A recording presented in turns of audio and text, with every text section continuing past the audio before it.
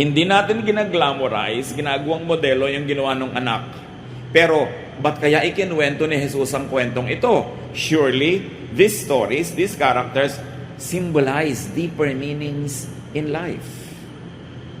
But first of all, withholding judgment for or against the son, what he did was to enjoy. Ang pag-enjoy lang sabi, wild living, and he wasted all his money. But nevertheless, nobody can deny the fact that he had fun. He had enjoyment. And no one in the story condemned this man so far. The younger son knew his father and trusted him completely. Trusted in his graciousness. Ito ang kwento. Hindi yung pagkakamali niya, hindi yung paglustay niya. Ang kwento dito, kilala niya ang ama niya na pag hiningi niya, yung ganang kanya ibibigay. Kilala ba natin ang ama natin? Hinihingi ba natin yung nakalaan naman talaga para sa atin? The younger son enjoyed his father's grace, though he was probably unworthy of it. But nevertheless, he enjoyed it. Enjoyment is probably the missing element in true faith and worship. Dito pa lang, meron ng challenge sa atin. And I ask you to look at this story from another frame, from another point of view, from the point of view of Jesus who was telling the story. Not from the point of view of the preachers and the churches that preach against what this son did in the last 2,000 years. Jesus was telling us a story and definitely had a purpose in telling us this story. And so far, we see that the son enjoyed his faith in his father. Malakas ang loob niyang humingi dahil kilala niya ang kabutihan ng kanyang ama na ibibigay yung kanyang hinihingi. Nagkamali lang nga siya ng paggamit, pero ibinigay. Yun ang unang kwento. Luke 15:15-16. He went to work for a man in that country, and the man sent him out to take care of his pigs. He would have been glad to eat what the pigs were eating, but no one gave him a thing. So matapos niyang lustayin ang kanyang kabuhayan, nagkaroon pa naman ng taghirap doon sa lugar na kanyang pinuntahan, nawala ng pagkain, kasi usually nun, pag nagka-drought, pag nagka-gyera, pag nagkaroon ng mga economic dislocations, nahihirapan ng mga tao at nadamay siya doon. Sana yung pera mo can be a shield against such crisis, such calamities. But he no longer had that shield. He was broke. Natulad na lang siya sa mga karaniwan. Pero ang kwento ay ito. Mula sa bahay ng kanyang ama, ngayon ay nakisilong siya sa ibang bahay ng isang ngayon ay maituturing nating naging bagong ama niya sa kanyang kalagayan, yung kanyang employer, yung kanyang pinasukan. Now he was under the shadow of this house, this household, and this man's authority. At kitang-kita natin agad ang pagkakaiba ng dalawang tatay na ito. Yung tatay na nagbigay sa kanya ng hiningi niya, at itong tatay na to na nagtatrabaho na siya, hindi pa siya sinusweldohan ng tama. Ginugutom pa rin siya. Agad-agad merong ibig sabihin sa buhay natin. Minsan umaalis tayo sa grasya ng Diyos at lumilipat tayo sa kung sino mang papa o mama o kung sino mang taong sinamahan natin, hindi naman tayo ay naalagaan. Hindi naman tayo minamahal. So lumungkot siya. Nagutom siya. Napapagod na nga siya, hindi pa siya nagkakaroon ng sukle, ng tamang sweldo. Di ba maraming ganyan? Umiibig sa hindi naman umiibig sa kanila. Naghahabol sa ayaw naman silang pansinin. Pinagsisiksikan ng mga sarili nila sa hindi naman nag-aalaga sa kanila. Nagiging unhappy. At kadalasan para mangyari pa yun, ang nilalayasan natin yung ama natin sa langit na mapagmahal at maibigin. Immediately, there are many lessons here on happiness. There is another father here, the unkind employer, the unkind father. You don't want this father. Immediately the story is leaping out of the pages telling you, you don't want this kind of arrangement. So a lesson on happiness here, at least work to earn. Matapos siya maglustay, Naging responsible naman siya, naghanap siya ng trabaho. Hindi lang nga siya mapasweldohan ng tama. Work to earn your keep. You want to be happy in life? Pag wala kang pera, magtrabaho ka. Humanap ka ng hanap buhay. Lalo kung hindi ka na pwedeng umasa doon sa dating mapagbigay sa'yo dahil lumayo ka na o naubos mo na yung binigay niya sa'yo, huwag kang maghanap ng bagong magbibigay na naman. Work. Deserve your wages. And there's another lesson in happiness, brothers and sisters. It takes a certain amount of money to enjoy and to be happy. No matter how religious you are, kailangan may pera ka. Huwag mong linlangin ang sarili mo na mapapasaya ka ng iyong pagiging religyoso. You need a certain amount of money. Yung pa nga iba, I live by faith, I live by faith. Tapos panay naman paghihingi kong kani-kanino. Anong faith yon? So dapat ang tao naghahanap buhay and adjust to your economic status. Sometimes there are reversals in our lives. Dati kang mayaman, medyo naghirap ka. Dati kang maunlad, medyo nasira yung negosyo. Adjust. You want to be happy? Adjust. Nothing is permanent. Not wealth, not even poverty. Not sickness, not health. Talagang gumugulong ang buhay. So kung nag-enjoy ka, enjoy it. Pag dumating na hindi enjoyable moment, bear with it. Adjust to be happy. Huwag ka dapat laging nagsasentimiento about past glory, about past wealth and past fame. Tapos na yon. Itong taong ka nag-adjust ng trabaho. Yung pinaka-nakaririmarin pa ng trabaho dahil nag-aalaga siya ng mga baboy, Jew siya. So sa kanila, kadiri-diri yon. But he wanted to earn his money and he wanted to have food in his stomach. Pero yung paman, kulang ang ibinabayad sa kanya. Ang storya dito, na laging pinaggigigilan ng iba ay yung pagkakamali niya. I'll rather that the story is a comparison between two fathers. Two authorities. Two sources of blessings. Luke 15, 17 to 19. Finally, he came to his senses and said, "My father's workers have plenty to eat, and here I am, starving to death. I will go to my father and say to him, Father, I have sinned against God in heaven and against you. Then I am no longer good enough to be called your son. Treat me like one of your workers." Itong taong to, kahit anong iba to sa kanya ng buhay, ang magiging ending, sasaya to. Kahit ang simula niya, ganon. Kala mo, ang sama-sama niya, hiningi niya yung kanyang mana, pagkatapos, nagpasasa siya, naghirap siya, pero nagtrabaho naman nung nawala ng pera. At ngayon na-realize ang kanyang pagkakamali. Hindi na siya nangatwiran. Willing siyang tanggapin ang pagkakamali at willing siyang ituwid yun. Sabi niya, uuwi nga ako sa tatay ko, mas mabuti pa doon. Kahit itrato ako doon katulong, total katulong din lang ako dito, doon na lang. Mas masagana pa. So sabi niya, iyan ang gagawin ko. Tatanggapin ko ang pagkakamali ko at hindi na ako mag-e-expect ng dating treatment. Total nagkamali ako eh. Ito ang mabuting anak. Hindi yung hindi nagkakamali. Kasi lahat naman nagkakamali. Pero yung nagkakamali, pero umaamin. Nagpapakumbaba. At bumabalik kahit naglalayas. So identify the unkind and the ungracious employer of your life. The unkind and ungracious father that you seek shelter under his shadow. Identify unkind and ungracious shepherds that don't feed you but only use you, and go away from them to be happy. You see here the lessons? Analyze your situation and improve it. Any unhappiness is caused by a reason. Dig deep, look into the reason, and correct mistakes. Bawa, meron kayong unhappiness sa mag-asawa, may dahilan yan.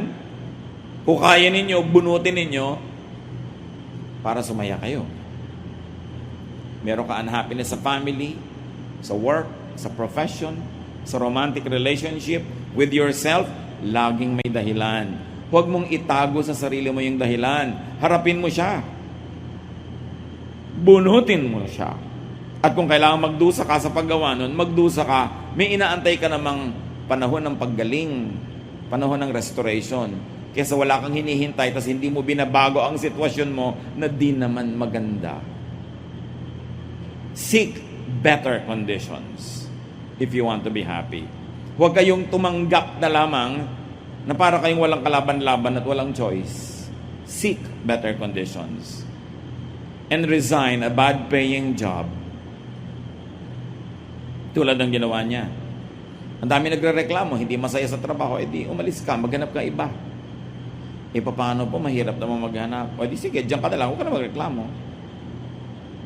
Hindi naman pwedeng sabay yan. Pero ginawa niya yung dapat niyang gawin. Ang laki ng risk. Kasi hindi niya alam ang magiging reaction ng father niya. Pero at least alam niyang tatanggapin siya kahit man lang katulong. Brother and sister, get out of a bad deal. Get out of an unfair relationship. Get your share of what the Father likes to give you. God wants you happy. Proverbs 6:5, free yourself like a gazelle from the hand of the hunter, like a bird from the snare of the fowler. Yan, utos yan, itinuturo sa mga taong naging garantor ng utang ng iba. Sabi, pag na-realize mo na naging garantor ka pala, alam mo ba na hindi ka malaya? Kasi pag hindi siya nakabayad, ikaw ang mapapahamak. So, huwag kang magpahinga, huwag kang matulog hanggang hindi mo nababawi ang pagiging garantor mo. Free yourself like a gazelle. Alam niyo yung mga gazelle, may yung mga hayop na may mga sungay, na yung sungay nila kuminsan, sumasabit sa mga tinik, sa mga siit. Pag hindi nila napawalan yung sarili nila doon, pag may dumating na hunter o pag may dumating na ibang hayop, kayang-kaya silang kainin. Kaya sabi, yan ang sitwasyon mo if you are committed to something very bad. Get out of that commitment para maging malaya ka. Sasabihin ng iba, paano naman po ako lalaya sa husband ko na ng babae, hindi tumutulong sa akin, hindi ako sinusustentuhan, di ba, kasal po kami. Yes, hindi ko sinasabing tanggalin mo yung pagkakakasal nyo, pero maghanap buhay ka. Para pagka hindi ka niya sinusustentuhan, hindi ka nakaaasa. Gusto mo maging malaya, at least kung hindi ka malaya legally from that marriage, malaya ka financially. Hindi kahit ano na lang ang iba to sa'yo, tatanggapin mo dahil wala kang hanap buhay. Kailangan maghanap buhay ang tao. Tulad ng ginawa nitong lalaking ito, kahit taga-alaga ng baboy, kailangan meron siyang kitain para siya may kainin. Some people get into very bad marriages, really. But what do? At least you minimize the impact of a bad relationship. At least be economically independent. Gumawa ka ng paraan, hindi madali. Pero lalong mahirap na umaasa ka, alam mong harap-harapan na hindi ka na iginagalang, wala ka lang magawa dahil economically dependent ka. So, learn from this man. It was difficult, but earn your keep and free yourself. Back to the story. Luke 15:20. The younger son got up and started back to his father. But then when he was still a long way off, his father saw him and felt sorry for him. He ran to his son and hugged and kissed him. Ine-expect niya siguro pagagalitan siya. Ang istorya talaga dito, hindi yung anak, hindi yung pagkakamali niya. Ang kwento dito tungkol doon sa ama. Kung anong uri ng ama siya. Dahil siya yung ama natin sa langit, only represented in the story by this father. So, lesson on happiness: love those you love in spite of their antics. Learn from this father. Alam niya, hindi naman napakaganda ng ginawa ng anak niya. Nadagdagan pa ng pagkakamali. Nadagdagan pa ng failure. Pero nung umuwi, ang una niya isinalubong, love. Hindi sermon. Alam niyo yung umuwi, nagpapakumbaba, tumatanggap ng pagkakamali. Sermon ang pinakahuling kailangan nun. Dahil yung pag-uwi lang niya, pagpapakumbaba niya, daig pa niya ang nasermonan mula ulo hanggang paa. Hindi na kailangan ng additional sermon. Love your children. Love your wife, love your husband, love whoever needs your love, love especially your family, and express that love. Hindi yung naaawa ka na, ayaw mo pang ipahalata dahil tinuturoan mo siya ng leksyon. Itong example na to ng tatay na ang supreme example because this is God being represented. Do not withhold love. Kumisan sa pagmamatigas mo, sa kagustuhan mo magturo ng leksyon, nagtitigas-tigasan ka pero actually naaawa ka rin naman, gusto mong mahalin. Mahalin mo na lang. Yun ang kwento ni Jesus. It is love that empowers. It is love that lifts us up. And it is the Father's love that gives us the security that we all need. Nagulat siguro yung anak. Niyakap siya, amoy baboy siya. Gusgusin. Umalis siguro ang gwapo-gwapo. Pagbalik na yagit ang dating. Ang salubong ng ama, yakap. Hindi, ano? Diba? Ganun usually ang gusto mong salubong. Luke 15:21. The son said, Father, I have sinned against God in heaven and against you. I am no longer good enough to be called your son. Realistic tong anak. Sinasabi niya, hindi na po ako bagay sa kanyang treatment. Kahit katulong na lang, ipagpapasalamat ko na. Deserve ko naman eh. So lesson on happiness, be humble to those that you offend, to those that you wrong, especially to those that you hurt. Hindi ikaw na nga nagkamali, ikaw pa itong matapang. Ito pa itong nagtatapang-tapangan, ikaw pa itong galit. Accept the fruit of your deeds. Naku, ikaw ay anak, nagkamali, grounded ka, tanggapin mo. Nagkamali ka eh. Willing na willing siyang tanggapin na maging katulong na lang siya.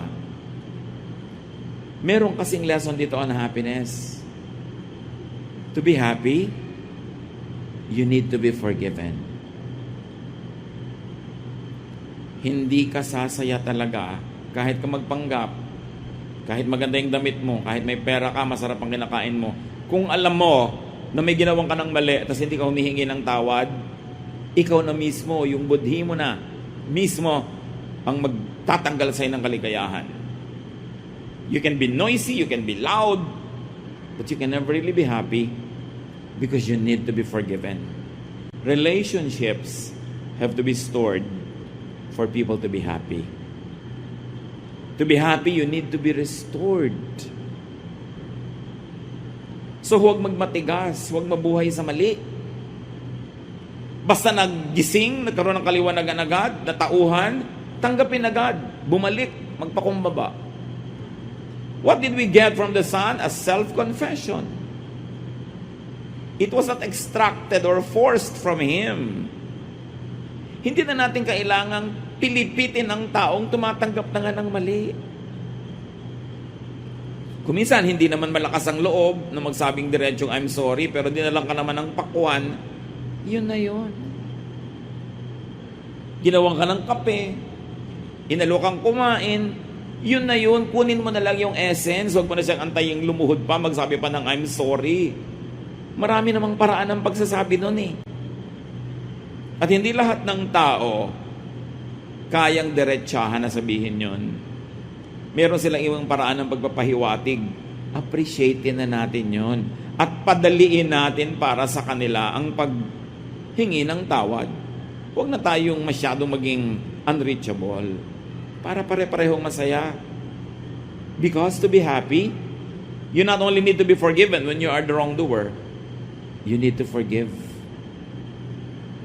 Bawat galit mo, lalo sa mahal mo sa buhay, nagpapalungkot yun sa'yo. At kuminsan, hindi mo yun masyadong nare-realize, hindi mo lang alam kung ba't hindi ka masaya, bakit may kulang, ang kulang pala pagpapatawad. Remember, nagpatawad yung ama, kahit hindi humihingi ng tawad yung anak. Matalinong ama. Paano nga naman, kung paglapit, hindi naman humingi ng tawad? Alam ba naman ng ama yung purpose ng anak sa pagbalik? Bumalik na gusgusin, bumalik na mabaho. Paano ka sasabihin pala nun? Dagdagan niyo pa yung binigay niyo sa akin. Kulang. Hindi naman alam ng ama eh. Pero inunahan niya yung anak niya, pinatawad niya agad. Pinadali niya yung pagpapatawaran. Padaliin nyo na lang. Lalo't anak nyo, magulang nyo, kapatid nyo. Mahirap naman na magpanggap tayong baliwala sa atin na may mga broken relationships. Hindi yun totoo. Iniinda natin yun. Tanggapin na lang. Paluwagin, padaliin ang buhay. So habang nagpo-protest pa yung anak niya sa ibinibigay na VIP treatment, nakinig ba yung tatay? Sinabi mo, kita mo na, sabi ko sa'yo. Walang ganon. Luke 15, 22 to 24. But his father said to the servants, hurry and bring the best clothes and put it on him. Give him a ring to his finger and sandals for his feet. Get the best calf and prepare it so we can eat and celebrate. This son of mine was dead, but has now come back to life. He was lost and has now been found. And they began to celebrate. Grabe yung mga symbols, the best clothes, which means you have a very high status. A ring, which means you are a prince of the kingdom or of the house. Sandals, which means you are a master, because the servants never wore anything on their feet. Diba? At hindi lang basta kung ano-ano ipinahanda, yung best. Alam niyo yung mga may kaya nung araw, maski pa nga yung hindi masyado may kaya, basta na ipipilit nila, may inaalagaan silang special animal na kakatayin nila lang pag merong super great event. Parang sa Europe, ang mga pamilya may itinatagong wine, very good wine, excellent wine, na pag dumating yung pinaka-esteemed guest nila, yun ang ilalabas. May ganon. Yun ang ipinalabas ng ama. The best reception for this son. How to be happy? Love lavishly. Magpakaluho-luho-luho kayo sa pagmamahal. The best lahat ang inilabas. And the point is, hindi naman deserving yung bibigyan. Hindi ka naman nagbibigay dahil deserving siya eh. Nagbibigay ka dahil loving ka. It's you, not the other person. Kaya masaya tong tatay na to. Natuwa siya, hindi niya ikinubli. Nag-celebrate sila, extreme. So love lavishly and love people more than things. Hindi sabing, etong nagastos mo. O ayun, alam mo kung magkano tong ring na to, magkano tong binibigay ko na naman sa yung sandals. No. Sa tatay, lahat ng yon baliwala compared sa pagpapasaya niya sa kanyang anak at sa kanyang sarili. Kasi nahihirapan din naman yung loob niya na magkalayo sila. Mas masayang magmahal kaysa laging magmoralize. Lagi magbigay ng lesson, ng disiplina, ng parusa. Yung mga bahay na sobra ang discipline, panglabas lang yung ganda nun, pero hindi yun masaya. Aminin. Kung minsan nga sobrang disiplina, hindi mo alam kung palabas sa kapitbahay para walang masabi ang kapitbahay, pero masaya ba? Si Jesus ang nagkwento, dapat pansinin yung mensahe. Remember, this father represents God. This father represents the God many believers do not know or appreciate up to now. They focus on the sin of the son and not on the grace of the father, which is the real story. Tingnan natin ngayon kung bakit gano'n ang pananaw ng iba sa Diyos. Kasi yung isang anak, gano'n ang pananaw niya sa tatay niya. Luke 15, 25 to 32. The older son had been out in the field. But when he came near the house, he heard the music and dancing. So he called one of the servants over and asked, "What's going on here?" The servant answered, "Your brother has come home safe and sound, and your father ordered us to kill the best calf." The older brother got so angry, and he would not even go into the house. His father came out and begged him to go in. But he said to his father, "For years I have worked for you like a slave, and have always obeyed you. But you have never even given me a little goat so that I could have a dinner with my friends. This other son of yours wasted your money on prostitutes, and now he has come home, and you order the best calf to be killed for a feast? Ito yung relihiyosong anak. Laging correct, laging proper, laging galit, ayaw sumali sa sayawan, sa music, napaka-separatist. Ganon siya dahil hindi niya kilala ang ama niya. Akala niya kailangan niya lagi mag-sacrifice para matuwa ang tatay niya. Kailangan niyang timpiin ang mga kaligayahan niya. Kailangan niya lagi magtipid. Kailangan niya laging sikilin ang kanyang nadarama, pati ang gusto niyang kasiyahan. Pero, nagustuhan ba ng tatay niya yung ganon? Kitang-kita niyo sa trato. Ginad siya agad ang kapatid niya. Sabi niya, he wasted his money on prostitutes. The verses never told us that he did that. Sabi lang, wild living. Pero meron na sa agad na buong ideya kung anong ginawa ng kapatid niya. At ginudge na niya, ito yung mga relihiyosong tao. Laging nasa simbahan. Laging correct ang damit. Laging tama ang behavior. Pero judgmental. Pero hindi nag-e-enjoy sa buhay kasi hindi nila kilala ang Diyos. Akala nila ayaw sila ng Diyos na mag-enjoy. Akala nila gusto ng Father in Heaven. Lagi sila nagtitiis, nagdurusa, naghihirap, serve ng serve. Pero yun naman pala, masama ang loob. Yun naman pala, kinikim-kim yung kanilang mga hindi nagawang party. Sabi, nandito ako lagi, serve ng serve. Ni isang maliit na kambing dyan, hindi wala ko nabigyan para mag-party. Yung anak mo na yan, kung ano na pinagagawa sa buhay, best animal pa ang pinagpiesta sa kanya. Di ba ganyan? Mga legalista, mga moralista. Laging parang tama. Pero hindi sila sapat na tama sila. Kailangan sila lang yung tama. These people are not happy being righteous. They have to be self-righteous.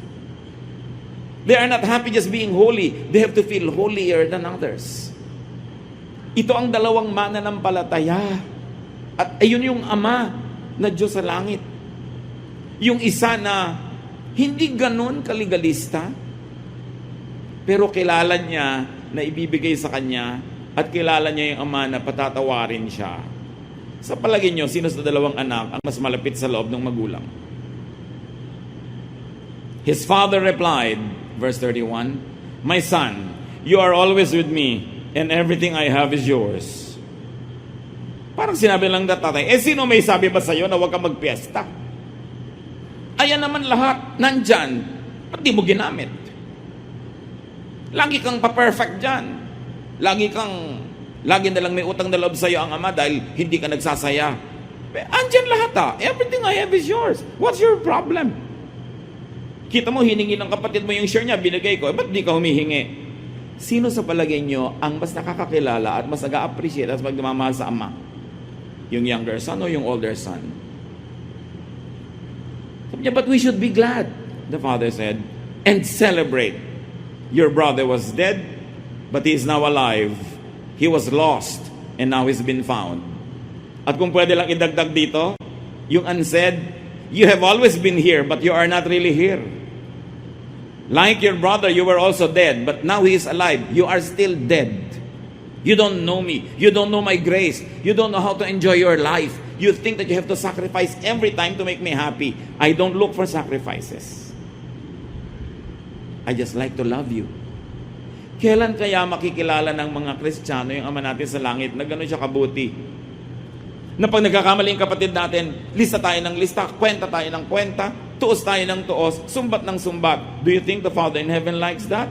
What He likes is to celebrate people who come back to Him.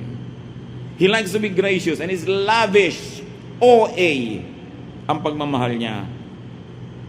Pag nalaman natin yon, kinilala natin yon, at hindi naman para gayahin natin yung nauna na maglustay, magwasak ng buhay.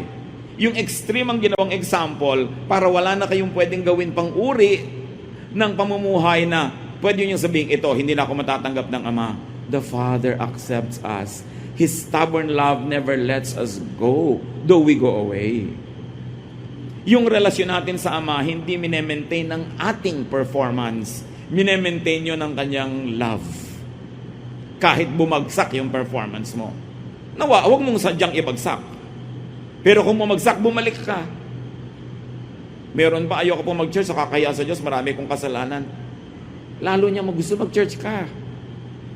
Bakit po yung makasalanan ng babae na yan, pinapakanta niyo sa choir? Anong gusto mong gawin? Itapon natin para mabulok na siya sa kasalanan niya. Kung ang mga yung bumabalik, nandiyan, pinagsaserve niya. Ba't hindi mo pagsaserven? Ang ayaw nun, yung older brother. At sa church, maraming older brother. Pastor, bakit po yung makasalanan na yan, nandiyan sa ministry? Ba't ikaw, wala ka makasalanan? Laging tinutus, kinukwenta yung iba. Measure people not by your own measurement, but by God's love. Minsan iba, 30 taon, 50 taon na nagba-Bible study, hindi pa to naiintindihan. Hindi pa nakikilala yung Ama, tapos ang yabang-yabang, do you know God? Do you know God? You must know God before you die. Yung ganda ng ganon, pero do you really know God? Kung ang alam mo sa Diyos, yung pag nagagalit lagi, papataba ka ng kidlat, bibiyakin yung lupa, kakainin ka ng lupa, bibigyan ka ng sakit, pagdurusa, hindi mo kilala ang Diyos. Yun yung other father. Yung naging employer na nagtatrabaho ka na ayaw ka pa sweldohan. That is not our God. Be happier. Know your Father in heaven. Beyond what the older brother likes you to see. Sa kanya dapat i-deserve mo lahat. Dapat maging deacon ka, i-deserve mo yan. Kakanta ka, tutugtog ka, i-deserve yan. No one deserves the goodness of God. Because our best deeds are just like filthy rags. Ang pinakamabubuti nating gawa ay para lang basahan. Kung ikukumpara sa kaluwalhatian ng Diyos, nobody is good enough. And the Bible is clear, no one is righteous. Not even one. Not even that older brother. Not even the conservative religious person. Lahat tayo may buntot, kanya-kanya lang hila. So dapat tigilan yung judgment, tigilan yung pagko-compare, and just enjoy God's love. Enjoy being in the house of God. So, to be happy, do not hold grudges. Do not be bitter against people who enjoy themselves. Ba't magalit na galit itong lalaking ito sa kapatid niya? Hindi naman yung parte niyang hiningi. Hindi naman yung parte ng tatay niya kasi mayaman pa rin yung tatay niya. Ang hiningi naman niya yung kanya. So, ba't siya gagalit itong kapatid? Inggit. Marami rin mga religious people inggit sa mga tao who have fun. Kaya ginadjudge nila. Tuwang-tuwa sila, you will boil in hell. Yung mga ganyan. Parang ang saya-saya nila dahil pupunta sa impyerno yung iba. May mga ganon. Pag nagkasakit, kita mo na, parusay ng Diyos. Parang tuwang-tuwa. Hindi kilala ang Ama sa langit. To be happy, brothers and sisters, do what is good, but do not sacrifice needlessly. God is not impressed with sacrifices. God is impressed with humility. With a broken and contrite heart. Hindi nagmamalaki. Tumatanggap ng mga kamalian. And a great lesson here is to get and have your own fun and happiness. Hindi tulad nitong isang older brother. Meron namang resources, hindi nag-enjoy. Siya patuloy na sa pagsabihan, bakit? Andito ka naman na, everything I have is yours. Sino ba may sabing, huwag kang mag-party? Enjoy your privileges. And as children of God, we have a lot. Do not imitate the excesses of the younger son, of course. But remember, the father did not raise an issue against the younger son. Kahit ano pang ginawa ng anak na yon, hindi niya kayang ubusin yung pagmamahal at kayamanan ng kanyang Ama sa Langit. Si Jesus ang nagkukwento, anong uri ng Ama sa Langit ang gusto ni Jesus na makilala natin? Yung amang mabait, mapagbigay, mapagpatawad. The younger son actually had his cake and ate it too. Mapalad kasi mabait ang magulang. Hindi dahil deserve niya. This is the Father's grace. And this is the story. The story is not the mistake of the younger son. The story is the endless love of the Father. Focus on that. And the lesson is, of course, for fathers to be gracious. Mga ama ng tahanan, be gracious with your love and express it. Hindi ko mo tatay, parang nabawasan yung pagkamacho mo, pagkalalaki mo kung mabait ka. Ito yung supreme example. The lesson is for fathers to be gracious, not for younger sons to be abusive. Don't get that wrong. What he did was wrong, but that's not the story. Because it's not a story, because all of us do wrong. So what's the story there? Nothing special. Everyone is a sinner. Everyone has mistakes. But the story is that the father never lets go. The lesson is for fathers to be gracious, not for older sons to sacrifice, then bear grudges. Meron pa nga dyan. 5 taon na ako nagsaserve dito. Serve ako ng serve sa church. Pagkatapos nang namatay ang asawa ko, di ko kayo nakita. Di ba? Parang, I deserve it because I served. It's our privilege to serve God. And if people can be nice to us, if they have the time, if they have the opportunity, good. But if they don't have that, wala kaya tayong karapatang manumbat. Because we can never outserve God.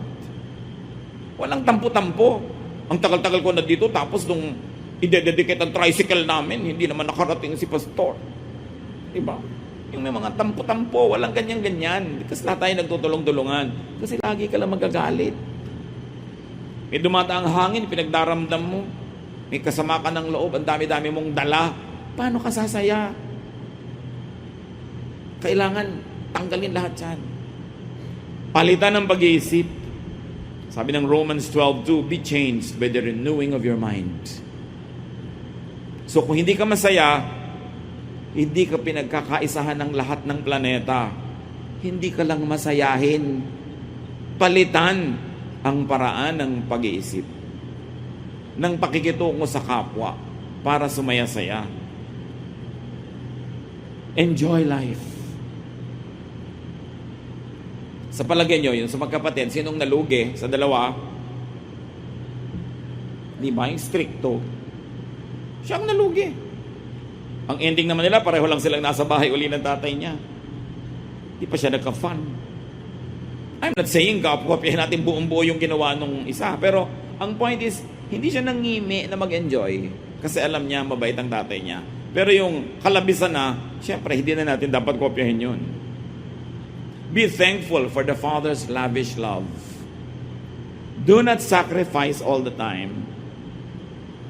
Yung mga ate-ate na sobrang magsakripisyo para sa mga kapatid, niyayaya kayo ng nobyo yung magpakasal pero ayaw nyo pa dahil may pinapaaral pa kayong kapatid, tapos ang gumraduate na yung kapatid nyo, pagka-graduate, nag-asawa. Eto kayo ngayon, si Tenta na, wala pa kayong BF. Naalala naman kaya kayo ng kapatid nyo nung hipag nyo. Ibig sabihin, yes, be nice, be good, but don't always sacrifice. And do not sacrifice your own dreams for the dreams of other people, kahit kapatid nyo siya. Because at the end of the day, people will be selfish. They will take care of themselves. They will not even remember you. Swerte ka na kung napaalala ka pa. Lalo kung nag-asawa pa to ng maramot. Kawawa ka ngayon. Ano magagawa mo? Lumipas ang pagkakataon. Kakanta ka kasabay si Tilly Moreno. Alam niyo yung kanta? Saan ako nagkamali? Saan ako nagkamali? Yan. Dahil sinakripisyo mo ang buhay mo. Sino ba may sabi magsakripisyo ka? So gumawa ka ng mabuti, pero isabay mo rin yung sarili mo sa enjoyment, hindi yung nakastop ka, sila go. Kasi ginoglorify yan ng relihiyon, pero hindi yan ang ginoglorify ni Jesus. Jesus wants you to have fun. It's no simple story that his first miracle was to make wine. And Jesus was called a glutton and a drunkard because he was in every party. When will you know Jesus? The real one that he sets people free. May babaeng nagngangalgal sa paanan niya, hinayaan lang niya. Sabi ng isa, kung alam lang niya na masamang babae, hindi siya papayag. Alam nga niyang masama, kaya siya pumayag. Dahil sa kanya, he's a friend of sinners and tax collectors. Dapat ang mga Kristiyano, friend of sinners and tax collectors, hindi judges of sinners and tax collectors. Kasi ang may papel nun yung Pharisees, not Jesus. It is the wrong father. Yung father na inaalagaan mo na yung baboy niya, ayaw ka pa sweldohan. But the gracious Father is kind. Love lavishly. Magmamahal na rin lang kayo, lagyan niyo na ng feelings para masaya. Pag may pagmamahal kayo hindi niyo ibinibigay, nagkakasakit kayo. Kasi hindi na express. Express it and be happy.